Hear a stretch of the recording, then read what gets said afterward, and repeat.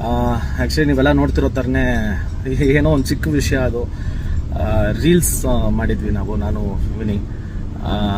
ಅದು ಸುಮ್ಮನೆ ನಾವು ಬೀಯಿಂಗ್ ಆ್ಯನ್ ಆ್ಯಕ್ಟರ್ ನಾವು ಅದನ್ನು ಮಾಡಿದ್ವಿ ಹೊರತು ಇಲ್ಲ ಏನೋ ಕೆಟ್ಟದಾಗಿ ಪ್ರಮೋಷನ್ ಮಾಡೋದಾಗಲಿ ಇಲ್ಲ ಅದರಿಂದ ಏನಾದರೂ ಕೆಟ್ಟದ್ದು ಕಲಿ ಜನ ಅನ್ನೋದು ಮಾಡೋ ಇಂಟೆನ್ಷನ್ ನಮ್ದು ಇರಲಿಲ್ಲ.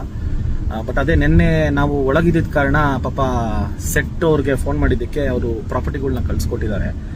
ಯಾವ್ದು ಕಳಿಸ್ಕೊಟ್ರು ಏನು ಕಳಿಸ್ಕೊಟ್ರು ಅಂತ ನಮಗೂ ಗೊತ್ತಿರಲಿಲ್ಲ. ನಾವು ಒಳಗೆ ಇವ್ರ ಹತ್ರ ಸಬ್ ಇನ್ಸ್ಪೆಕ್ಟರ್ ಹತ್ರ ಕೂತಿದ್ದ ಕಾರಣ ನಮಗೂ ಗೊತ್ತಿರಲಿಲ್ಲ.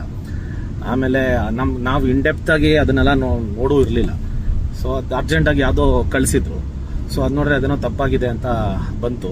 ಯಾವುದೇ ಕಾರಣಕ್ಕೂ ಪೊಲೀಸವ್ರನ್ನ ಮಿಸ್ಗೈಡ್ ಮಾಡೋದಾಗಲಿ ಇಲ್ಲ ಪೊಲೀಸವ್ರಿಗೆ ಸುಳ್ಳು ಹೇಳೋದಾಗಲಿ ನಾವು ಯಾವುದೂ ಕೆಲಸ ಮಾಡಿಲ್ಲ.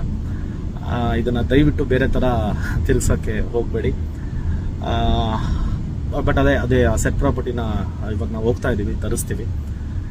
ಇದನ್ನು ದಯವಿಟ್ಟು ಸ್ವಲ್ಪ ಯೋಚನೆ ಮಾಡಿ ಏನೇ ಇದ್ರೂ ಹೇಳಿ. ಯಾಕಂದರೆ ನಾವು ಯಾವುದು ಬೇಕಂತ ಯಾರೂ ಮಾಡಿಲ್ಲ ಇಲ್ಲಿ.